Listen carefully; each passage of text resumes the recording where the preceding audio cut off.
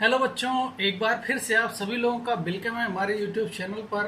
बच्चों, आज हम क्लास 12 की केमिस्ट्री के चैप्टर नंबर 2 की शुरुआत करेंगे, जिसका नाम है विलयन। बच्चों, ये चैप्टर आपके एग्जाम पॉइंट ऑफ व्यू से बहुत इंपॉर्टेंट है। इस चैप्टर से लगभग 5 से 6 नंबर के क्वेश्चन हर साल बोर्ड में पूछे जाते हैं।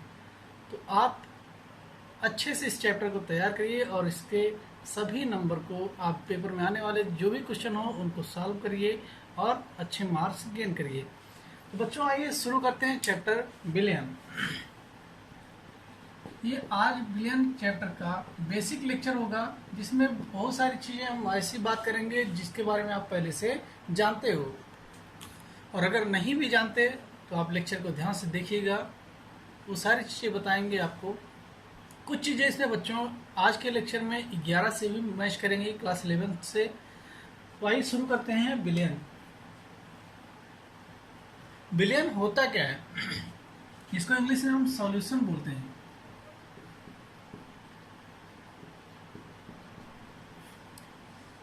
सॉल्यूशन, इसको अगर हम परिभाषित करें, it is a homogeneous mixture of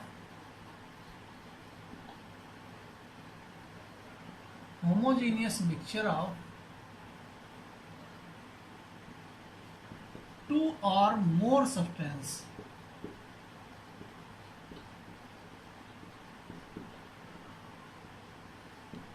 It is a homogeneous mixture of two or more substances, यानी दो या दो से अधिक पदार्थों के समांगी मिश्रण को हम विलयन कहते हैं।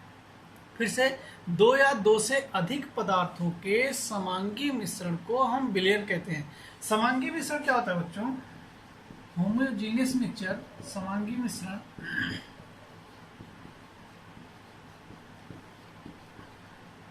समांगी मिश्रण वो होता है जिसमें विलेय के पार्टिकल विलायक में कुछ इस तरह से घुल गए हों कि वो कहीं पर आपको नजर ना आते हों, यानी पूरी विलयन में यूनिफॉर्मली एक समान रूप से डिस्ट्रीब्यूट कर गए हों। जैसे अगर आप एक ग्लास लो और इसमें पानी भर दो, और आपने इसमें थोड़ी सी चीनी ऐड कर देनी, शुगर ऐड कर दी। इसमें शुगर ऐड करने के बाद जब आपने इसको घोल दिया पूरी तरह से, तो आप देखोगे कि जो शुगर का विलयन बना वो आप कहीं से भी अगर वहाँ यहाँ देखोगे, यहाँ पर जो कंसंट्रेशन होगी वही कंसंट्रेशन यहाँ पर होगी, वही कंसंट्रेशन यहाँ पर होगी, यानी चीनी जो है एक समान रूप से पूरे विलयन में फैल गई। ऐसे विलयन को हम कहते हैं बच्चों समांगी विलयन, जिसमें विलेय और विलायक के कण आपस में इस तरह से मिक्स हो जाएं कि वो नजर ना आए, वो अलग से आपको दिखाई ना दें। या आप ये भी कह सकते हो कि जिसमें विलेय के पार्टिकल को विलायक से सामान्य भौतिक विधियों के द्वारा अलग ना किया जा सकता हो, ऐसे विलयन को भी समांगी विलयन कहते हैं। जैसे अगर हम चाहें तो फिल्टर पेपर ले लें और इस विलयन को, शुगर के सोल्यूशन को छानने का प्रयास करें, तो क्या चीनी और पानी अलग हो जाएगा? नहीं होगा। तो जिन विलयन को हम सामान्य भौतिक विधियों के द्वारा अलग नहीं कर सकते, ऐसे विलयन को समांगी विलयन कहते हैं, जिसमें विलेय के पार्टिकल यूनिफॉर्मली डिस्ट्रीब्यूट हों पूरे सोल्यूशन के अंदर, ऐसे विलयन को समांगी विलयन कहते हैं। तो बच्चों, किसी भी विलयन के दो घटक होते हैं, इसको आप पहले से जानते हो। किसी भी विलयन के दो घटक होते हैं, वो कौन कौन से होते हैं? पहला घटक होता है विलेय और दूसरा घटक होता है विलायक। विलेय यानी सॉल्यूट और विलायक यानी सॉल्वेंट। अगर इसको आप परिभाषित करो तो विलेय वो कंपोनेंट होता है विलयन के अंदर जो कि कम मात्रा में प्रेजेंट हो, यानी कम मात्रा में उपस्थित हो, और विलायक वो कंपोनेंट होता है जो कि विलयन के अंदर ज्यादा मात्रा में हो, यानी जिसमें विलेय घुला हुआ हो। जैसे अगर हम बोल दें 20% शुगर सोल्यूशन,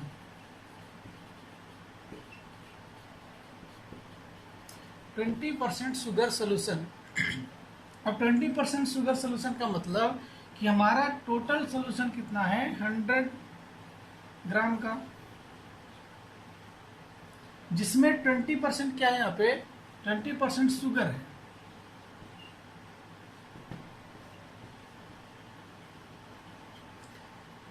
और 20% शुगर है तो 80% क्या होगा, आपका वाटर होगा। कम मात्रा में कौन होगा, शुगर, यानी शुगर क्या होगा, सॉल्यूट, विलेय होगा। ज़्यादा मात्रा में क्या होगा, वाटर, जो कि सॉल्वेंट होगा यानी विलायक होगा। तो जो चीज़ विलयन के अंदर कम मात्रा में प्रेजेंट हो उसे हम विलेय कहते हैं, सॉल्यूट कहते हैं, और जो चीज़ विलयन के अंदर ज़्यादा मात्रा में उपस्थित हो उसे हम सॉल्वेंट यानी विलायक कहते हैं। लेकिन ये बच्चों कभी कभी ये चीज़ आपकी फेल भी हो सकती है, ये मेथड। जैसे अगर हम आपसे कहते हैं कि 50%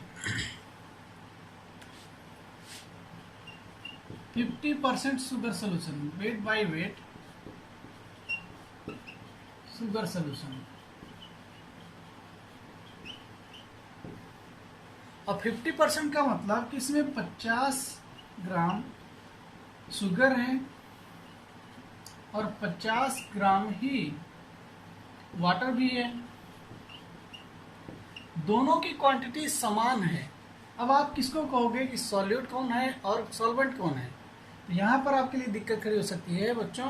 तो इसके लिए आप ध्यान दीजिएगा, सॉल्यूशन बनने के बाद, विलेय और विलायक को मिलाने के बाद जो आपका सॉल्यूशन बनता है वो किस फिजिकल प्रॉपर्टी को एक्सेप्ट करता है, यानी किस फिजिकल स्टेट को वो ग्रहण करता है। जैसे अगर शुगर है हमारा, ये सॉलिड स्टेट में होता है, और वाटर है हमारा लिक्विड स्टेट में होता है। इन दोनों को मिक्स करने के बाद क्या वो लिक्विड बन जा रहा है या फिर वो सॉलिड स्टेट में रह जा रहा है। जिस स्टेट में आपका विलयन बनता है वो विलायक हो जाता है, यानी अगर चीनी हमारी पूरी तरह से घुल गई पानी में और स्टेट आ गई हमारी लिक्विड, तो इसमें वाटर आपका सॉल्वेंट मान लिया जाएगा और शुगर आपका सॉल्यूट मान लिया जाएगा। यहाँ तक बात समझ में आई आप लोगों को? तो बच्चों आगे चलते हैं लेक्चर में। अगर कोई भी विलयन दो पदार्थों से मिलकर बना हो, यानी उसमें एक विलेय हो और दूसरा विलायक हो, दो पदार्थ से मिलकर अगर बना है विलयन हमारा, तो उसे हम द्विअंगी विलयन कहते हैं, द्विअंगी विलयन। और अगर वो तीन पदार्थ से मिलकर बना हो तो उसे त्रिअंगी विलयन कहते हैं।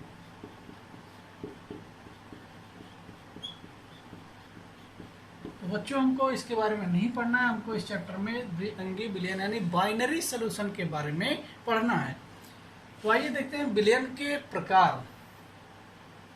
विलयन को आप कितने प्रकार से क्लासिफाई कर सकते हो और कितने टाइप के, कितने प्रकार के विलयन का आप निर्माण कर सकते हो।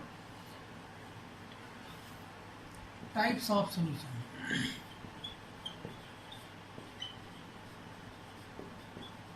यानी विलयन के प्रकार।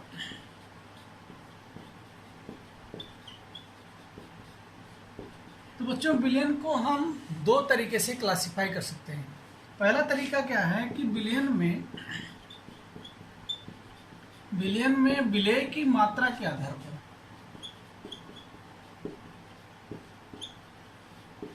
विलयन में विलेय की मात्रा के आधार पर,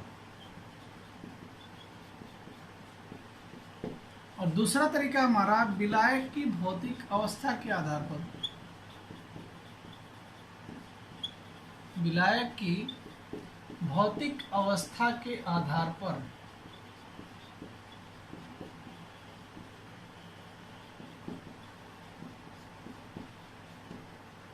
तो दो तरीके से हम विलयन को क्लासिफाई कर सकते हैं, दो तरीके से बांट सकते हैं। पहला विलयन में विलेय की मात्रा के आधार पर और दूसरा विलायक की भौतिक अवस्था के आधार पर। तो आइए पहले की बात करते हैं, विलयन में विलेय की मात्रा के आधार पर।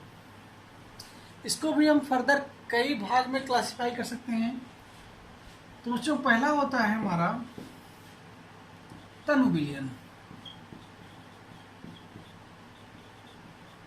इसको हम इंग्लिश में डाइल्यूट सॉल्यूशन बोलते हैं।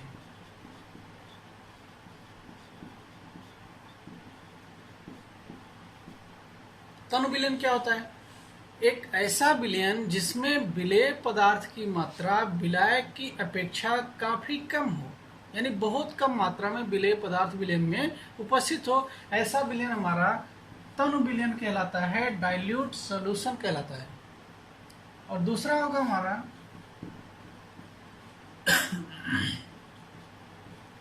सांद्र विलयन, यानी इसको इंग्लिश में बोलते हैं कंसंट्रेट सॉल्यूशन।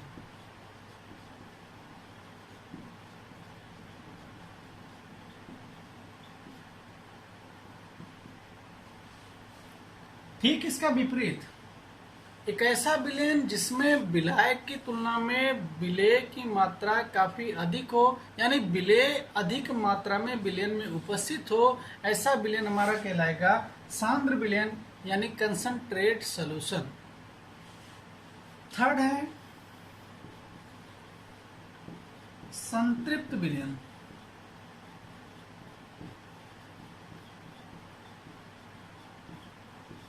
यानी सेचुरेटेड सॉल्यूशन।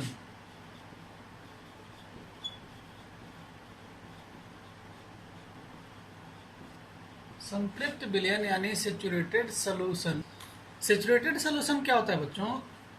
सेचुरेटेड सॉल्यूशन एक ऐसा सॉल्यूशन होता है जिसमें निश्चित ताप पर किसी 100 ग्राम विलायक में किसी विलेय की निश्चित मात्रा को घोला जा सके, यानी वो अधिकतम मात्रा विलेय पदार्थ की जिसको आप 100 ग्राम विलायक में निश्चित ताप पर घोल सकते हो, वो उसकी विलेयता कहलाती है। और इस तरह से जो विलयन हमको प्राप्त होता है उसे हम संतृप्त विलयन कहते हैं, यानी सेचुरेटेड सॉल्यूशन कहते हैं। अगला है हमारा, इसके बारे में थोड़ा सा जान ले। जैसे बच्चों, अगर हम पानी लें 250 ml और उसमें चीनी की मात्रा मिलाते जाए और उसको घोलने का प्रयास करें, तो लगातार घोलते घोलते एक समय आएगा बच्चों ऐसा कि चीनी पानी में घुलना बंद कर देगी।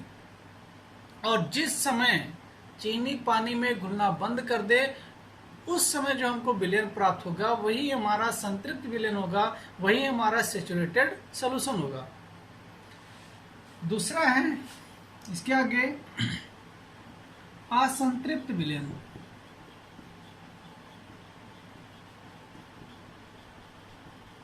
यानी अनसेचुरेटेड सॉल्यूशन।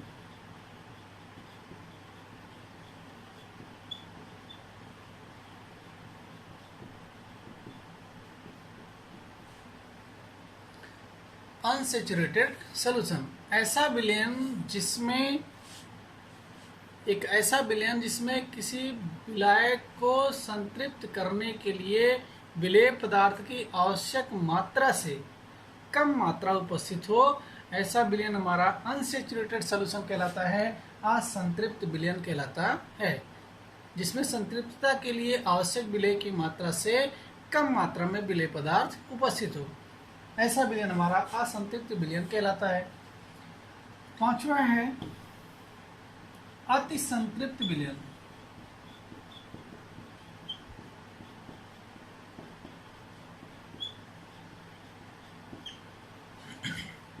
इसको हम सुपर सेचुरेटेड सॉल्यूशन बोलते हैं।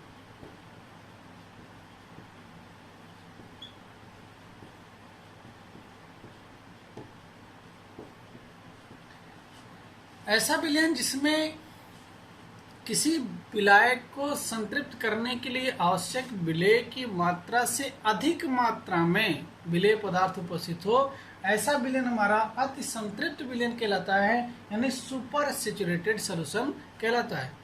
लेकिन ये एक मेटा स्टेबल स्टेट होती है। जैसे आप उस विलयन को थोड़ी देर के लिए छोड़ दोगे, वो पुनः एक सेचुरेटेड सॉल्यूशन में बदल जाएगा और जो विलेय की एक्स्ट्रा मात्रा होगी, अधिक मात्रा होगी, वो सॉल्यूशन से अलग हो जाता है। यानी एक मेटा स्टेबल स्टेट होती है ये ज़्यादा देर एग्जिस्ट नहीं करती। तो ये थे बच्चों विलयन के प्रकार, जो कि विलय की मात्रा के आधार पर हमने क्लासिफाई किए, जो आपको 5 प्रकार के बताए: तन विलयन, सांद्र विलयन, संतृप्त विलयन, असंतृप्त विलयन और अतिसंतृप्त विलयन। दूसरा तरीका बच्चों हमको इसको क्लासिफाई करने का है विलायक के भौतिक अवस्था के आधार पर। तो आइए देखते हैं।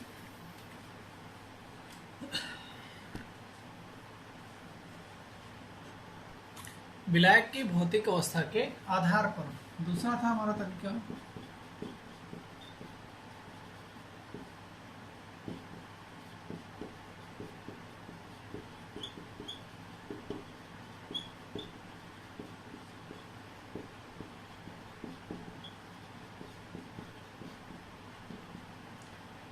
तो बच्चों, विलायक की भौतिक अवस्था के आधार पर आप जानते हो कि भौतिक अवस्थाएं मुख्यतः 3 ही होती हैं, जो कि पहली है ठोस अवस्था, दूसरी है द्रव अवस्था और तीसरी है गैस अवस्था। मुख्यतः पदार्थों की 3 ही अवस्थाएं होती हैं, ठोस, द्रव और गैस। तो इन 3 अवस्थाओं पर, विलायक की इन 3 अवस्थाओं के आधार पर विलयन कुल हमारे पास बच्चों 9 प्रकार के बनते हैं, जिसमें आइए समझते हैं उसको हम एक टेबल के माध्यम से, एक चार्ट के माध्यम से और उनके एग्जाम्पल सहित किस प्रकार से हम 9 तरह के विलयनों का निर्माण कर सकते हैं। तो आइए देखते हैं।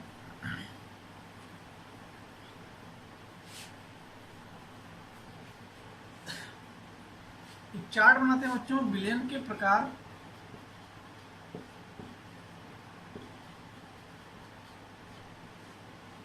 इसमें विलायक कौन होगा और विलेय कौन होगा, यानी विलेय होगा और विलायक होगा, और इसके एग्जाम्पल भी देखते चलें, उदाहरण।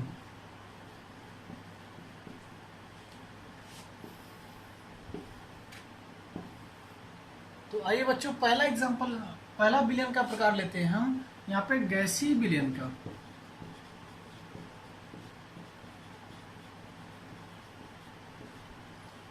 गैसीय विलयन में विलायक तो सेम होगा, गैस होगी,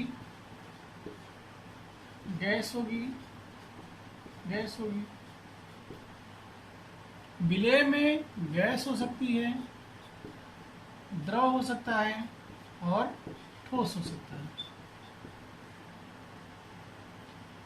गैस गैस का विलयन, एग्जाम्पल जैसे नाइट्रोजन और ऑक्सीजन गैस का मिश्रण।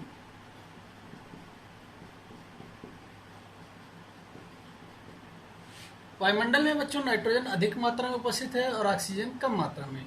नाइट्रोजन वहां पर विलायक हो जाएगी और ऑक्सीजन विलेय हो जाएगा, और दोनों की प्रावस्थाएं कौन सी हैं? गैस।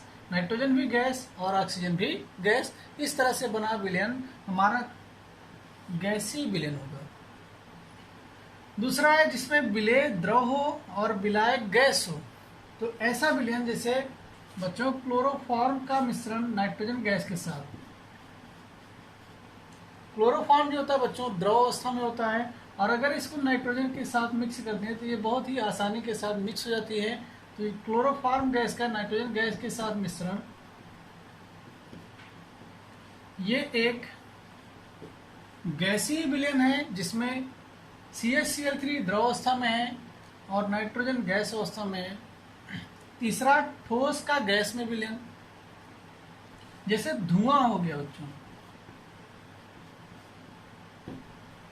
धुआं या कपूर प्लस नाइट्रोजन गैस। धुएं में क्या होता है बच्चों? धुआं कार्बन डाइऑक्साइड गैस होती है, कार्बन डाइऑक्साइड, कार्बन मोनोऑक्साइड, और उसमें धूल के पार्टिकल जो कि सॉलिड स्टेट में होते हैं। और इस तरह से विलयन जो बनता है हमारा बच्चों, जिसमें गैस अवस्था में विलयन प्राप्त होता है, गैसीय विलयन प्राप्त होता है, जिसमें ठोस पदार्थ घुला हुआ होता है। आगे बात करते हैं द्रव सॉल्यूशन की।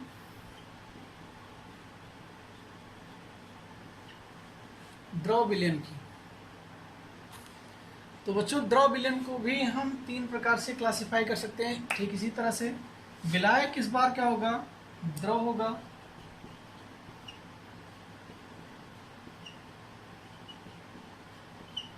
विलायक इस बार तीनों में द्रव होगा। और विलेय में गैस हो सकती है, गैस का द्रव में विलयन, यानी दूसरा द्रव का द्रव में विलयन, और तीसरा ठोस का द्रव में विलयन।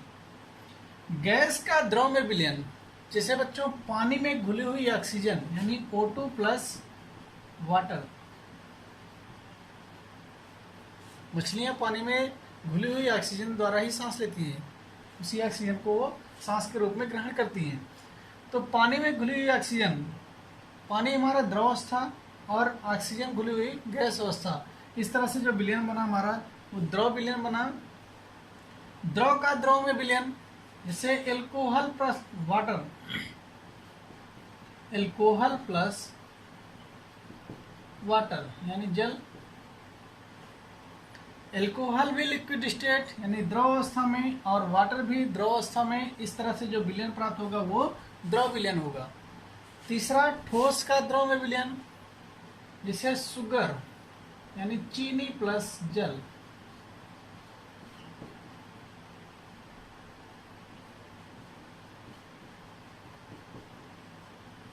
चीनी प्लस जल का विलयन। थर्ड टाइप है हमारे पास बच्चों ठोस विलयन, जिसमें विलायक की भौतिक प्रवस्था कैसी हो, ठोस हो। और ये भी 3 तरह से क्लासिफाई कर सकते हो आप, विलायक जिसमें ठोस हो, ठोस हो और ठोस हो। यहाँ पे गैस हो सकता है, गैस का ठोस के साथ विलयन, द्रव का ठोस के साथ विलयन, और ठोस का ठोस के साथ विलयन। पहले का एग्जांपल देते हैं, गैस का ठोस में विलयन।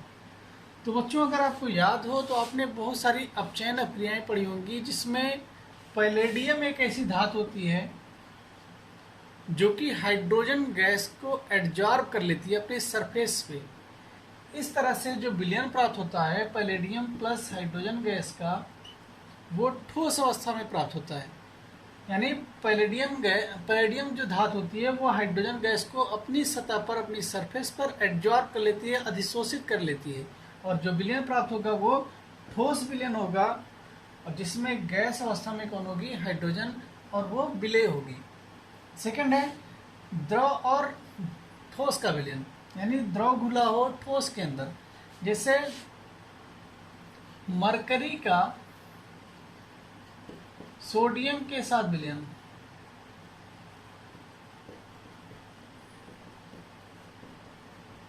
आपने पारा सुना होगा सोडियम अमलगम, बहुत सारी अभिक्रियाएं पढ़ी होंगी आपने सोडियम अमलगम की उपस्थिति में। तो वो मरकरी जो होती है एक धातु है, लेकिन वो द्रव अवस्था में होती है, और सोडियम धातु होता है, और इन दोनों का जो मिक्सचर होगा वो ठोस अवस्था में बनता है। इस प्रकार प्राप्त विलयन हमारा जैसा होगा, ठोस विलयन होगा। और ठोस का ठोस के साथ विलयन जो कि लास्ट है हमारा, जिसे तांबा प्लस सोना यानी कॉपर प्लस गोल्ड।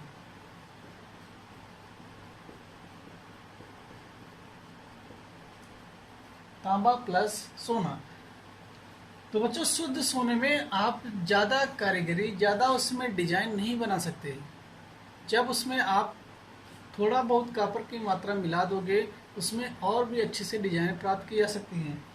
तो इस तरह से जो विलयन आपका प्राप्त होगा तांबा और सोना मिला करके, वो एक ठोस अवस्था में विलयन प्राप्त होगा, और ये एक ठोस विलयन कहलाएगा। ये था विलयन के प्रकार। विलयन कितने प्रकार का होता है और कितने तरीके से क्लासिफाई कर सकते हैं।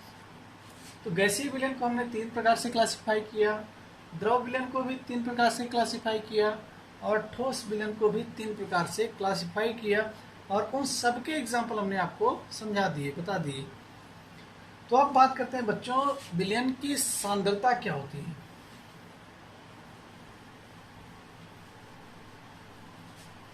विलयन की सांद्रता कैसे आप ये मेजर करोगे कि कौन सा पदार्थ यानी विलेय पदार्थ विलयन के अंदर कितना उपस्थित है।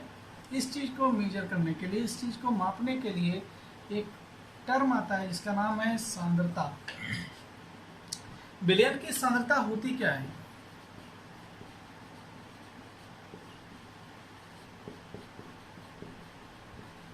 विलयन की सांद्रता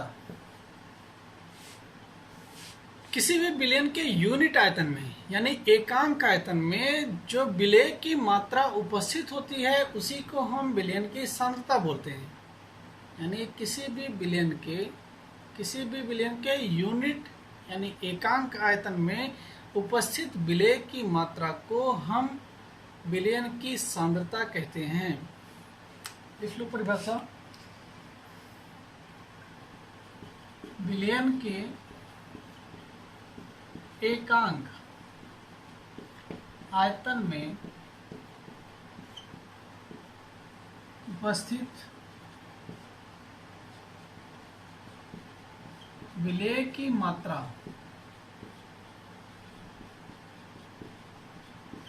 को विलयन की सांद्रता कहते हैं।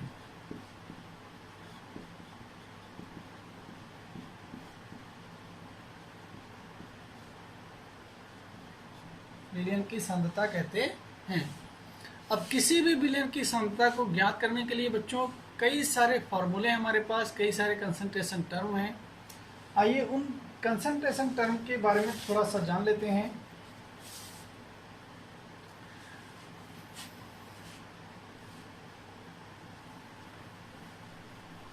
हमने इन कंसंट्रेशन टर्म्स को बच्चों, इन सांद्रता पदों को जिनके द्वारा हम किसी विलयन की सांद्रता को मेजर करते हैं, इन सांद्रता पदों को दो प्रकार से क्लासिफाई किया है, दो तरीके से बांटा हुआ है। On the basis of temperature, ताप पर निर्भरता के आधार पर हमने दो तरीके से इसको बांटा है। सांद्रता पदों की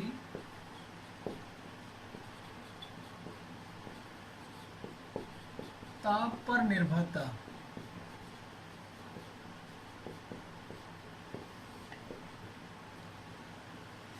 अगर हम इनको कंसंट्रेशन टर्म लिख लें,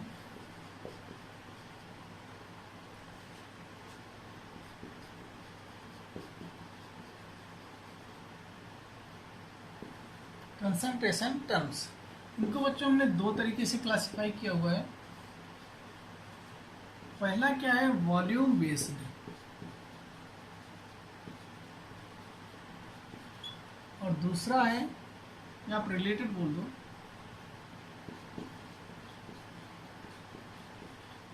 और दूसरा है हमारे पास मास रिलेटेड।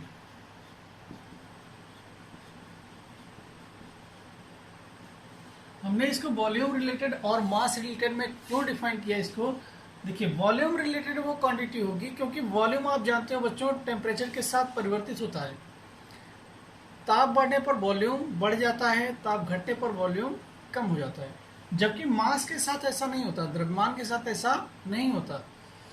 द्रव्यमान अगर आप 0 डिग्री सेल्सियस पे अगर कोई चीज 1 केजी के बराबर है तो वो 100 डिग्री सेल्सियस पर भी 1 केजी के ही बराबर होगी, यानी वो क्वांटिटी कम या ज़्यादा नहीं होगी।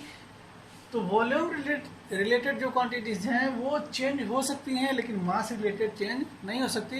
यानी ये टेम्परेचर पर डिपेंड करती हैं और ये टेम्परेचर पर डिपेंडेंट नहीं करती। यानी ये चीज टेम्परेचर डिपेंडेंट है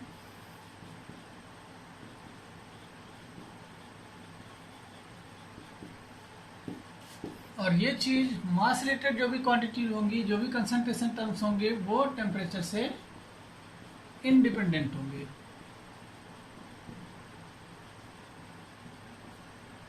अब वो कौन कौन से कंसंट्रेशन टर्म हैं जो कि वॉल्यूम बेस्ड हैं यानी वॉल्यूम रिलेटेड हैं, और कौन से कंसंट्रेशन टर्म हैं जो कि मास रिलेटेड हैं यानी मास से जुड़े हुए हैं, टेम्परेचर से इंडिपेंडेंट हैं। तो पहला है बच्चों यहाँ पे आयतन प्रतिशतता।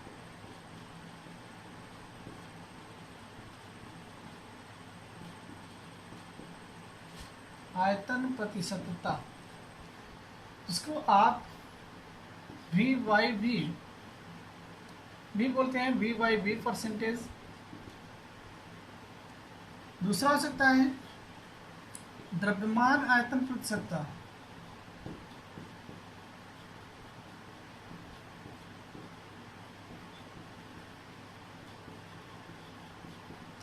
यानी वेट अपॉन वॉल्यूम परसेंटेज। तीसरा होगा बच्चों यहाँ पे नॉर्मेलिटी यानी नॉर्मलता।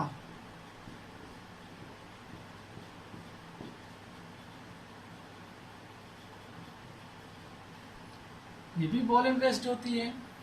चौथी क्वांटिटी हो सकती है हमारे बच्चों मोलैरिटी यानी मोलरता।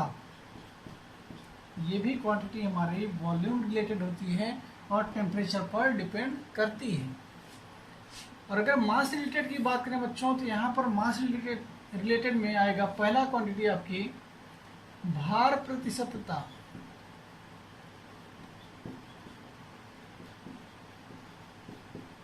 यानी वेट बाय वेट परसेंटेज। भार प्रतिशतता यानी वेट बाय वेट परसेंटेज। दूसरी क्वांटिटी हमारी आ सकती है बच्चों मोलैलिटी।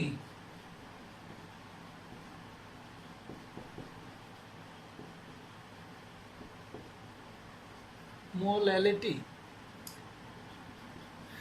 तीसरी क्वांटिटी हो सकती है मोल प्रभाज।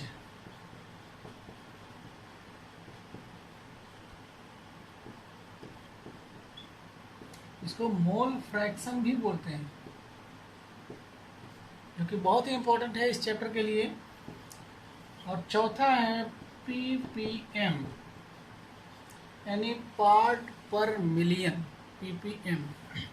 तो ये क्वांटिटीज हमारे कंसंट्रेशन टर्म हैं जो कि वॉल्यूम से रिलेटेड हैं, और ये कंसंट्रेशन टर्म्स हमारे मास रिलेटेड हैं।